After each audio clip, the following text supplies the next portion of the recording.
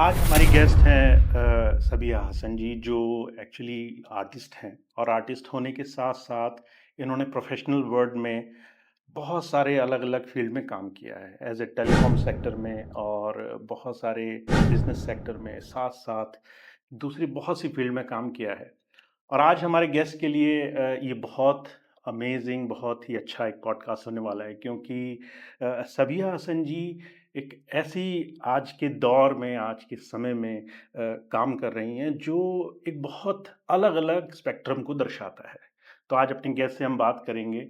सबिया जी आपका बहुत-बहुत स्वागत है आज के इस पॉडकास्ट में। शुक्रिया आप मुझे यहाँ बुलाने के लिए और इतनी तारीफ पता नहीं एडजस्ट कर पाऊंगी कि नहीं।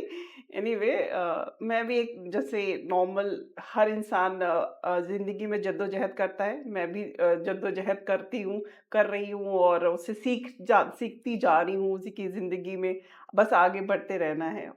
एक्चुअली आपके बारे में बहुत सारी चीज़ें जो मैंने पढ़ी, जैसे आपकी बहुत सारी पेंटिंग्स ऐसी हैं जो कमर्शियल वर्ल्ड में ताज जैसे बहुत बड़े होटल्स में और साथ-साथ ऑनलाइन और बहुत सारे गेस्ट के साथ बहुत सारे लोगों के बीच में वो फेमस है। पर आप एक बिज़नेस वर्ल्ड से आई हैं, आपने बिज़नेस एडमिनिस्ट्रेशन किया, आईटी सेक्टर से मास्टर्स किया। ये इतना बड़ा शिफ्ट कैसे हुआ आपकी ज़िंदगी में? देखिए, मेरा जो एक आर्टिस्ट है ना, वो बचपन से मुझ में रहा है।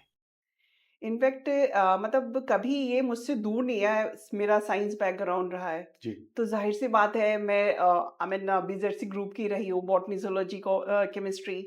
तो उसमें भी मेरा आर्ट और स्केचिंग इनसे वास्ता रहा है। और मुझे याद है कि उस वक़्त तो इंटरनेट वग़ैरह नहीं हुआ करते थे, तो मेरा ये गेम हुआ करता था, स्केचिंग करना, किसी भी कशीदाकारी करना जिसे आप लोग कढ़ाई कहते हैं। कढ़ाई हाँ, कशीदाकारी, कशीदाकारी करना। Beautiful word. तो वो करना मतलब कुछ भी मतलब मेरे लिए गेम होता था कि मैं फ्री नहीं बैठ सकती थी। तो आर्ट से जो मेरा नाता है ना, इनफैक्ट कभी-कभी तो मुझे याद है कि मैं मोहल्लों में मेहंदी भी लगाया करती थी। अच्छा। क्योंकि आर्ट जहाँ मुझे आर्ट मिलता था, मैं रुक जाती थी। और मैं शुरू से करती आई हूँ। एक टाइम ऐसा आया कि जहाँ मुझे जब मैं मेरी एक फैमिली हुई, तो मुझे अपनी जॉब क्विट करनी पड़ा। और उससे बाद मुझे अपना ये जो पैशन था, उसको आगे डेवलप करके तो मैं आपके इसको अंदर का ये प्रोफ़ेशन में आर्टिस्ट चेंज किया। हमेशा से आपके अंदर था जी, जो शुरू से रहा है। तो एक टाइम के बाद business world, telecom sector, family और उसके बाद आज as an artist, as a painter आप बहुत मशहूर हैं। और साथ-साथ जैसा मैं देखता हूँ कि आज की जो वुमेन्स हैं, उनके लिए एक बहुत बड़ा एग्ज़ाम्पल है, एक बहुत बड़ा ये उनके लिए ड्रीम है कि आप एक फ़िक्स्ड लाइफ़ में ही मत जीते रहिए, बल्कि अपनी ड्रीम्स को फ़ॉलो करिए। तो बिल्कुल। आपने पेंटिंग को एज़ एन आर्टिस्ट अपने ड्रीम को फ़ॉलो किया और आज आप उसको करके कैसा महसूस करती हैं? देखिए इनफैक्ट मैं ना बहुत ही ज़्यादा खुश हूँ कि मैंने जो है पहले तो मैं एज़ ए पैशन करती थी कि ये मेरा पैशन है, मुझे सुकून देता है। जैसे कि आप कह लें साधना है या जी, जी। मेडिटेशन है, तो ये मुझे बहुत सुकून देता था। लेकिन अ, खुदा की फ़ज़ल से मेरा ट्रांसफ़र मेरे हस्बैंड का जो है कोलकाता में हो गया। और मैं ना अब मैं कोलकाता जैसे आर्ट ज वो ऐसी जगह है जहाँ की आर्ट बसता है। अच्छा। तो मैंने वो अपॉर्च्युनिटीज़ को खोना नहीं चाहा, तो मैंने वहाँ पे 1 ईयर का डिप्लोमा कोर्स जॉइन किया एक्रिलिक पेंटिंग में from Birla institute of academy. हाँ, बिरला। तो वहाँ से जब मैं एक्चुअली जो स्टूडेंट जो एक्चुअली आर्टिस्ट थे, ओके, उनसे बातें किया, उनसे बहुत कुछ सीखा। ओके। तो फिर ये और उन लोगों ने मेरे काम को बहुत सराहा। इनफैक्ट कहा कि आप मतलब बस आप बढ़ती जाइए, आप रुकिए नहीं। इनफैक्ट मेरे टीचर भी थे, उन्होंने मुझे बहुत सपोर्ट किया कि कहाँ पे मैं गलत कर रही हूँ, कहाँ पे मुझे कैसे करना है। तो वो मेरी जो लाइफ़ थी, एक पैशन जो था, वो प्रोफ़ेशन में कब कन्वर्ट हो गया मुझे पता ही नहीं चला। तो आपने कोलकाता का ज़िक्र किया, वहाँ की या कोई आर्ट बहुत फ़ेमस है जो आपके बहुत करीब होगी? कोलकाता में बेसिकली ज़्यादातर जो होते हैं ना वाटर कलर आर्टिस्ट होते हैं, वाटर कलर राइट। आर्टिस्ट। अच्छा, कोलकाता का सबसे जो आर्टिस्ट है ना वो बड़ा इंटेलेक्चुअल आर्टिस्ट होता है। ओके। वो वो वो इतनी गहराई से किसी बात को कहे जाता है और बड़ी इजी वे में बहुत गहरी गहरी बातों को कैसे कैनवस पे ले आता है। अमेजिंग होता है उनका। एक्चुअली मेरा थोड़ा-सा एक्सपीरियंस जो हम देखते हैं एज़ अ नॉर्मल व्यूअर्स, लोग पेंटिंग में एज़ एन आर्टिस्ट बहुत कुछ कह जाते हैं। वो हम एज़ अ नॉर्मल पर्सन शायद नहीं समझ पाते। तो आप लोग कैसे उस चीज़ को फ़ील करते हैं? ये ये ये ये होता है ना, ये पर्सन टू पर्सन भी वैरी करता है जी, कि आप किसी भी चीज़ को कितनी गहराई से समझ रहे हैं या देख रहे हैं, पर्सीव कर रहे हैं या आपका इमोशंस उससे कितना ज़्यादा अटैच्ड हो रहा है, एग्ज़ैक्टली। राइट? तो अगर कोई एक आर्टिस्ट है, तो उसे पता चल जाता है कि जहाँ जो मैं सोच रहा हूँ, जो मैं फ़ील कर रहा हूँ, नॉर्मल लेमन इंसान को क्या होता है कि वो एक छोटी-सी फॉर एग्ज़ाम्पल कि अगर ये ग्लास है, तो उसको ये ग्लास ही दिखेगा। जी, पर जब एक आर्टिस्ट को बोलिए तो ये आर्टिस्ट को सिर्फ ग्लास नहीं दिख रहा है। आर्टिस्ट इसमें कई चीज़ें रीड कर रहा है।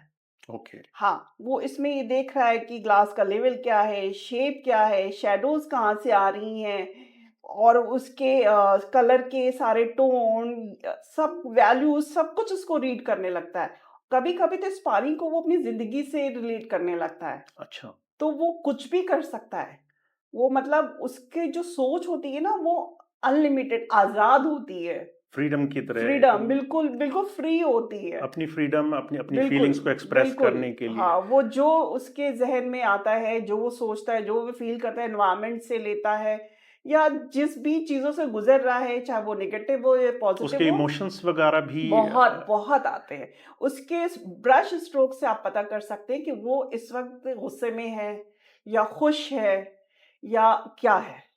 उसके इमोशंस उसके ब्रश स्ट्रोक से भी पता चल जाते हैं। सबिया जी, एक चीज़ मेरे मन में आती है क्योंकि मैंने एक बहुत पहले एक फ़िल्म देखी थी, शायद आप भी उससे रिलेट करें। आमिर क्यों खान इस की, जिसमें छोटे से कदर बच्चे को आर्ट हैरान का तो शौक था, तारे ज़मीन पर। मौसम का है और वो बहुत नेशनली मेहमान। एप्रिशिएटेड हुई फ़िल्म। छोटे बच्चों के अंदर कई बार हुँ। आर्ट को लेकर के बहुत अ, बड़े ऊँचे-ऊँचे ख़्याल होते हैं, बहुत अलग इमेजिनेशन होती है।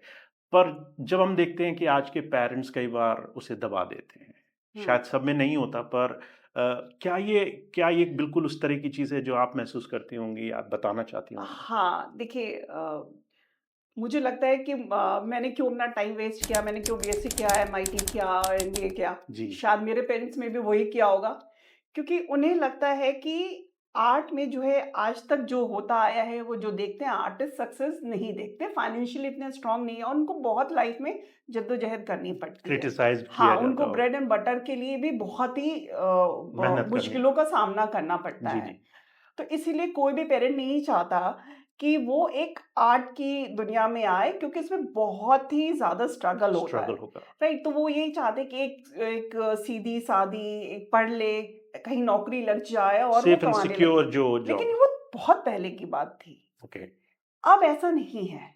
अब ना ये जो टेक्नोलॉजी आ गई है, ये डिजिटल की दुनिया आ गई है ना, जी, जी। इतनी मतलब इतने स्कोप आर्ट से रिलेटेड खोल दिए हैं कि अब अगर आपका बच्चा अगर आपको लग रहा है कि वो आर्ट की फील्ड में जा रहा है या उसका ज़रा-सी भी झुकाव या लगाव आर्ट की तरफ है, तो उसके लिए बहुत ही ब्राइट फ्यूचर्स है।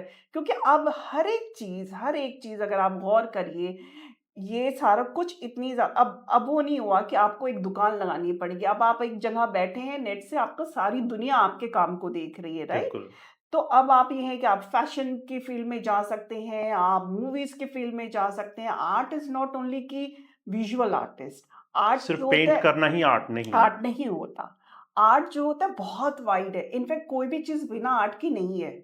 प्लीज़ इसके बारे में बताइए, हाँ। आप कह रही थी कि हाँ, मतलब है कि अगर आप किसी भी आज हम यहाँ बैठे हैं या आप देख रही हैं आप ये लैंप देख रहे हैं। अब इसकी डिज़ाइन भी जो हुई है ना, ये भी एक आर्ट है कि इसको ऐसे ही टाँगना है या ऐसे करना कैसे वो है। चीज़ खूबसूरत हाँ, हो। खूबसूरत हो सकती है या जी। दिख सकती है या इसका कलर ये ही क्यों रखना जी, है। जी।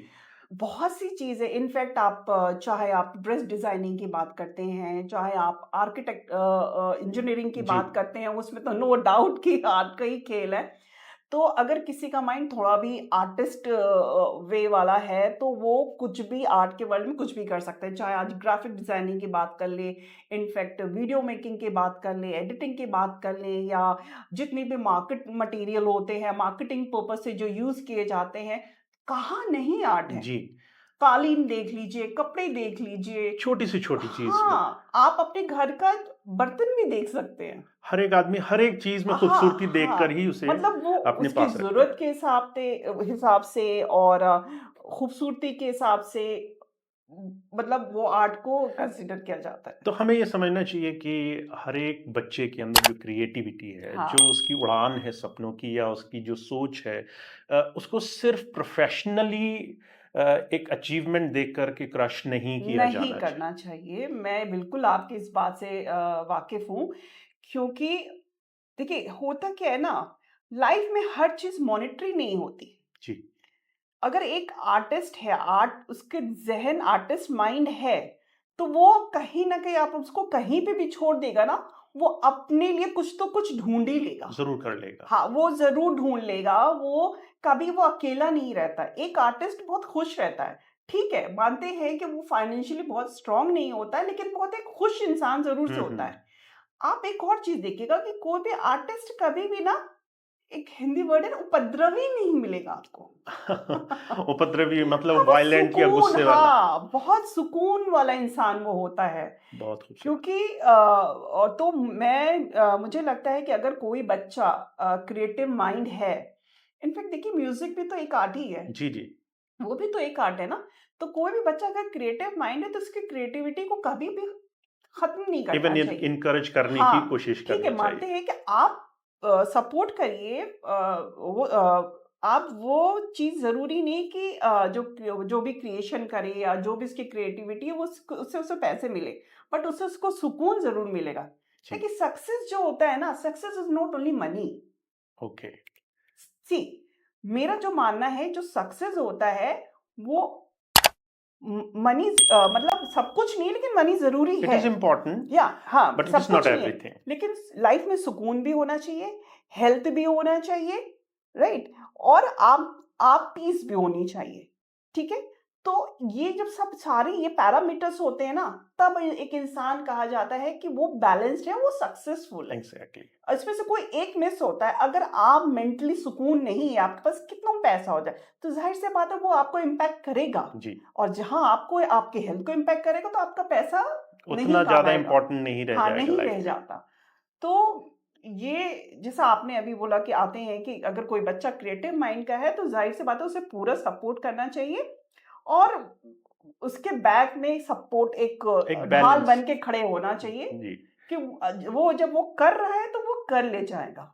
एक्चुअली अभी आप जब बोल रही थी तो मुझे लगा जैसे एक तरह से माइंड रीडिंग करी आपने। हाँ।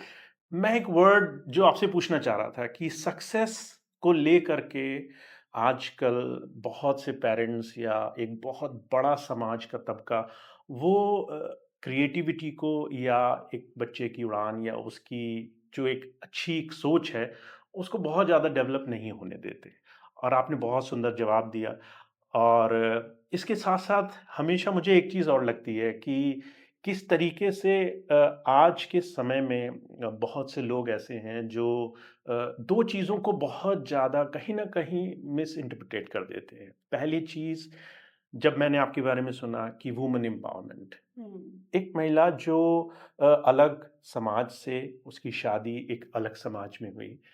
बहुत अच्छी पढ़ाई करने के बाद उसने अपने परिवार को प्रायोरिटी दी। और उसके बाद उसने अपने ड्रीम्स को फ़ॉलो किया। एक बैलेंस लाइफ़ ये हमारे जितने भी लोग हैं या जितने भी समाज के लोग हैं, वो कहीं मिस कर जाते हैं। और मुझे लगता है कि शायद आपसे अच्छा एग्ज़ाम्पल कोई नहीं होगा इस हाँ, चीज़ को देखिए बताने में। इसका रीज़न होता क्या है कि हम जैसा आपने बताया कि हम सिर्फ़ फ़ोकस करते हैं कि पढ़ना है, पढ़ना है, पढ़ना है। जी, लेकिन लेकिन मुझे लगता है कि हुनर भी एक बहुत इम्पोर्टेंट चीज़ है। बहुत सुंदर। हुनर, पढ़ाई तो है। पढ़ा हुआ इंसान ठीक है, आपकी नौकरी है, कल नहीं होगी, कंपनी है, कल बंद हो जाएगी। बट हुनर जो है ना, हुनर आपको ना ही कभी अकेले रहने देगा और ना ही कभी भूखा रहने देगा। तो मुझे लगता है कि मैं तो कहूँगी हर माँ-बाप को अपने बच्चे में पढ़ाई के साथ हुनर एक ज़रूर डेवलप करना चाहिए। हुनर डेवलप करना। हाँ, हुनर, वो कुछ भी हुनर हो सकता है, वो कारपेंटरी भी हो सकती है, बर्तन बनाना भी हो सकता है, हुनर जिसको कहा जाए। जिसमें वो खुश ये रहे हाँ, जिसमें वो खुश रहे, और तो बेसिकली पैशन ही जो होता है वो हुनर में ही कन्वर्ट होता है, अगर देखा जाए तो। तो उसके में वो किस साइड बहुत से बच्चे ऐसे होते हैं कि जो आजकल आपने देखा होगा कि वो बहुत अच्छी एक्टिंग करते हैं और रील बनाते रहते हैं। हुँ, हुँ, हुँ। ठीक है, मानते हैं कि उसका ज़्यादातर टाइम रील में जा रहा है, अभी उसका एक ऐसा फ़ेज़ होता है बच्चों का कि जिसमें करियर को भी प्रायोरिटी देनी होती है और उसमें तो अब यहाँ पे माँ-बाप की रिस्पॉन्सिबिलिटी आती है कि आप उसकी लाइफ़ में एक बैलेंस स्पेस बनाएँ, टाइम मैनेजमेंट करें। टाइम मैनेजमेंट और हाँ, बैलेंस हाँ, कैसे आप रोल बनाते बनाएँ हैं? कि वो जो क्योंकि वो बच्चा आप में हुनर क्या दिख रहा है कि वो एक्टिंग कर ले रहा हुँ, है ना? हुँ। वो उसका एक परफ़ॉर्मिंग आर्ट की तरफ उसका रुझान है। तो हमारा ये नज़रिया कि हम राइट। ये चीज़ भी भी देख पाएँ अपने। देखें, हाँ, मतलब मैं सिर्फ़ मार्क्स मत देखिए कि आपके बच्चे का क्या ग्रेड आया है, क्या मार्क्स आए, प्लस उसके में क्या एक्स्ट्रा करिकुलर चीज़ है जो उसको एक हुनर में तब्दील करेगा। बहुत बढ़िया। तो वो हुनर जो है ना आपको कभी भूखा नहीं रहने देगा। ये लाइफ़ में मुझे लगता है कि हर इंसान में पैशन कह लीजिए या स्किल कह लीजिए, एक ज़रूर डेवलप होनी चाहिए। बहुत बढ़िया। एक्चुअली एक छोटा-सा सवाल जो मुझे लगता है कि आपसे अच्छा शायद कोई और जवाब नहीं दे पाए। आपने बहुत कुछ देखा है लाइफ़ में, पर साथ-साथ आपका एक बड़ा खूबसूरत-सा बेबी है, एक बच्चा अयान और मैं जब उसे देखता हूँ तो मुझे लगता है कि आपने ये बैलेंस बहुत खूबसूरत बिठाया है। उसकी पढ़ाई पर उसकी पैशन, उसका स्पोर्ट में इंटरेस्ट या किसी और चीज़ में इंटरेस्ट। आज बहुत हमारी ऑडियंस ऐसी है जो इस बैलेंस को वैल्यू नहीं करते। तो आपका अपना एक्सपीरियंस है, आप कैसे ये चीज़ उनके सामने रखें? हाँ, देखिए पहली चीज़ मैं कहूँगी अगर बात पेरेंटिंग की आती है तो देखिए सबके अपने सर्कमस्टांसेस अलग होते हैं, एनवायरनमेंट्स अलग होती हैं, प्रायोरिटीज़ अलग होती हैं। तो पहले तो आपको अपनी प्रायोरिटीज़ सेट करनी पड़ेगी।